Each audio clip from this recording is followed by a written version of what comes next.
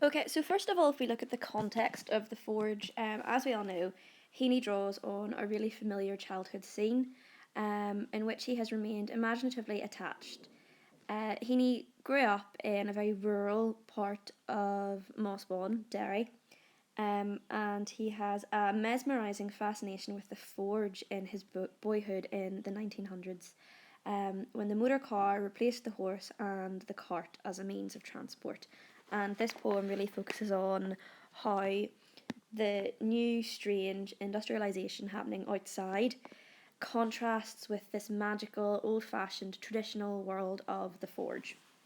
So, the themes here that could come up are the creative process and obviously the past as well. If we look at the title, The Forge, the figure of the forge and the blacksmith is representative of a traditional disappearing way of life. It also uses the craftsmanship of the blacksmith as a metaphor for the crafting of a poem and obviously Heaney's own creative writing process. The forge is a metaphor for the mind with its memories and experiences of the anvil or altar, where the poet smith labours and worships the language. So you've got a really sophisticated extended metaphor here.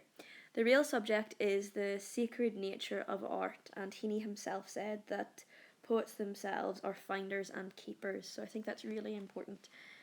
Um, Obviously, the forge represents a disappearing way of life, as I said earlier. As you can see from the shape of the poem, if you count the lines, it's actually a sonnet. The strictures of the form containing an image of traditional skill. And that's really important because the sonnet itself is a very traditional form. Traditionally, they are about love. In this one, I suppose you could argue that the sonnet is about love, although not romantic love. It's about Heaney's love of a dying way of life. There's the contrast between the traditional world of the blacksmith and the flashing, fast moving mechanical world or the modern world outside of the forge. The octet focuses on the forge, the sestet focuses on the blacksmith.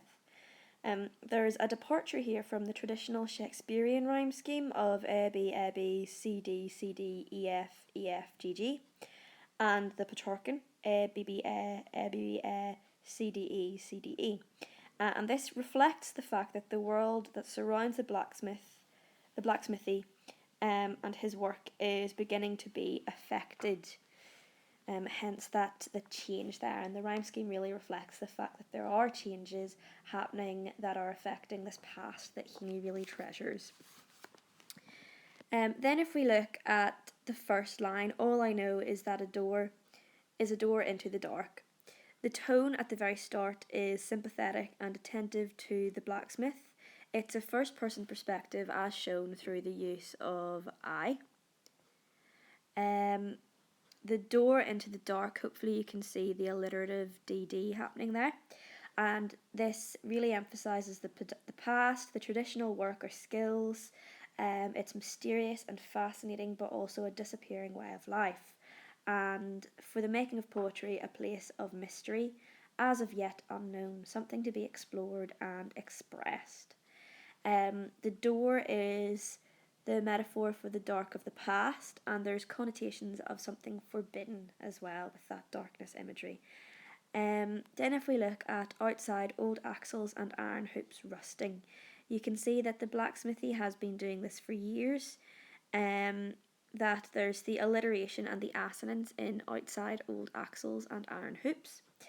And this reinforces the fact that outside world is lifeless in comparison. There's a sense of decay of the outside world with its modernity, which has no appreciation for the work he does, hence the rusting and the decay imagery associated with that rusting there as well. It is eroding the life, the world, and the work of the forge or the blacksmith. It's a passing of time.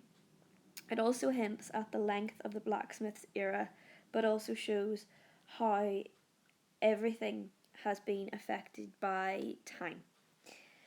If we look at line 3, you can see the juxtaposition of, in the previous line, the outside, the forge, with the inside. Okay, so the juxtaposition there. It emphasises the energy, the strength, and the action associated with inside the forge and the kind of magic that really happens here as well. Then you've got the hammered anvil, short-pitched ring. So you've got the ring, which is onomatopoeic. In fact, there's quite a lot of oral imagery in here for such a short poem as well. There's lots of sensory imagery which preserves the awe of witnessing this craftsmanship. The elements recorded in aching detail, allowing the reader a strong impression of the immediacy and the intimacy, and obviously reveals Heaney's fascination with the forge and this way of life. Then if we look at the unpredictable fantail of sparks in line 4, unpredictable suggests that for Heaney, witnessing this scene is really like a source or an idea for his poetry. It's something inspiring. It cannot be predictable, and his ideas for poetry likewise come at random in an unpredictable way, as is the process of creation. Then if we look at the sparks here, it really emphasises through this word the choice of diction here, the magical process given to the work. It's a beautiful quality that really brings the work alive. If you look at line 5, you can see that there is an awful lot more onomatopoeia, again bringing into what I was saying about it being a really sensory poem. So the hiss and the sibilance there when a new shoe toughens. So you've got that sibilant hiss, and you've got more onomatopoeia, which gives off the sense of the forge being noisy and busy, a place of creation. Then if we also look at toughens in more detail, it is a word that suggests firmness, stability, and a mastery of his craft. This person is a master blacksmith, just as Heaney kind of feels maybe that poets who really work at their arts are masters of the spoken word or the written word. Then if you look at line 6, the anvil must be somewhere in the centre. This relates to the importance of the anvil, which is a block of iron on which the smith hammers and shapes his metal. There's a kind of mythical quality given here due to the anonymous pronoun. The fact that there's a sense of mystery surrounding this blacksmith. Then if we look at the horned as a unicorn simile in line 7, it gives it a mythical, fantastical quality, again reinforcing the magic of this place, particularly for Heaney.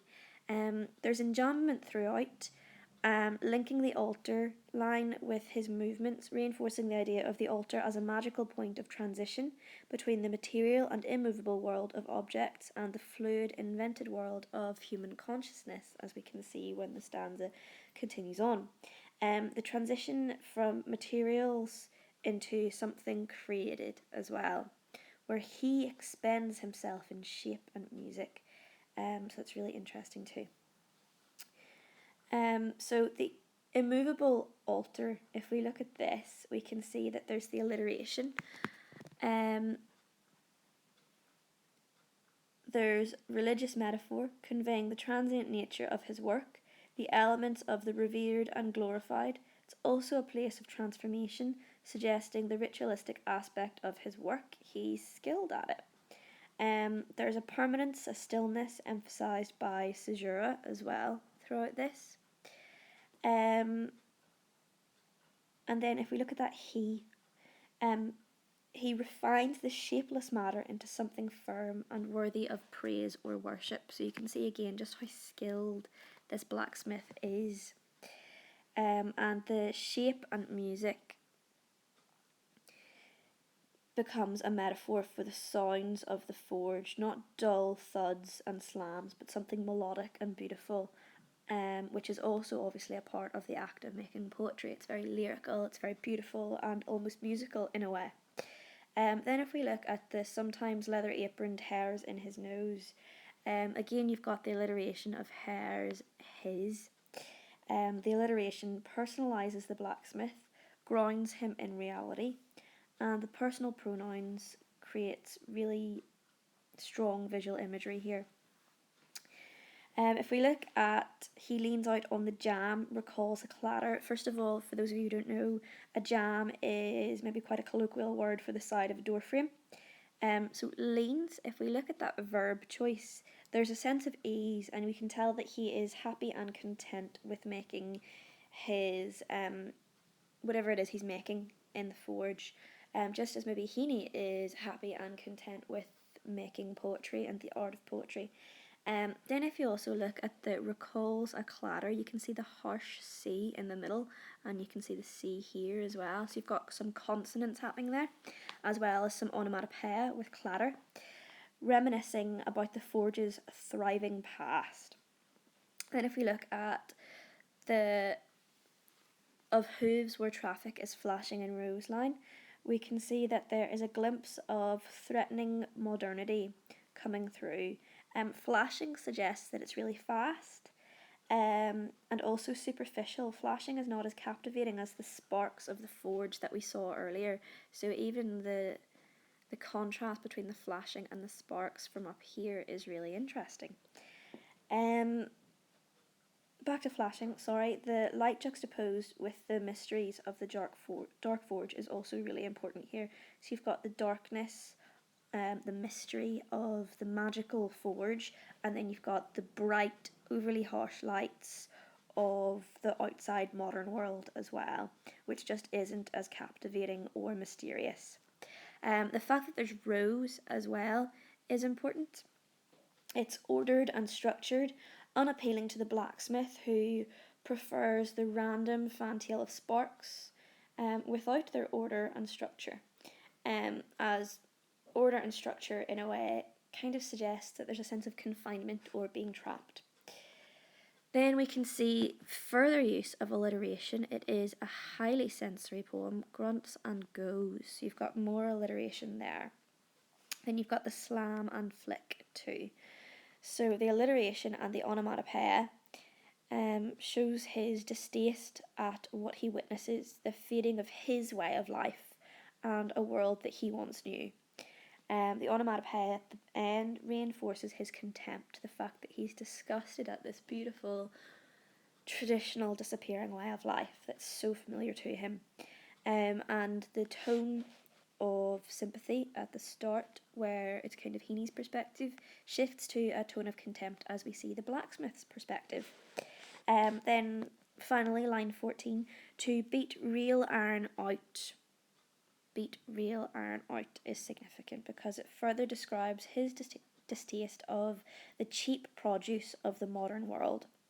His continued work demonstrates his faith in the superiority of his material. So we get a really strong sense of this blacksmith's character. This is a really, really brief summary of the poem. I'm sure that you'll be doing much more work in class with your English teacher and answering a lot more in-depth questions that will give you a really strong sense of the poem, but hopefully this was incredibly helpful as well. Just one more point of note before I finish. The fact that it's in present tense is really interesting because it emphasises this kind of tricky situation where there's a difference between the past and maybe the present or the future, this modern world, and where it can take us. So it again emphasises the juxtaposition of these opposing ways of life by having it in the present tense. So again, hopefully this was useful, and there's loads of more videos for anyone studying this CA specification, both for Robert Frost and Seamus Heaney. So please feel free to have a look at those, and hopefully you'll find them useful.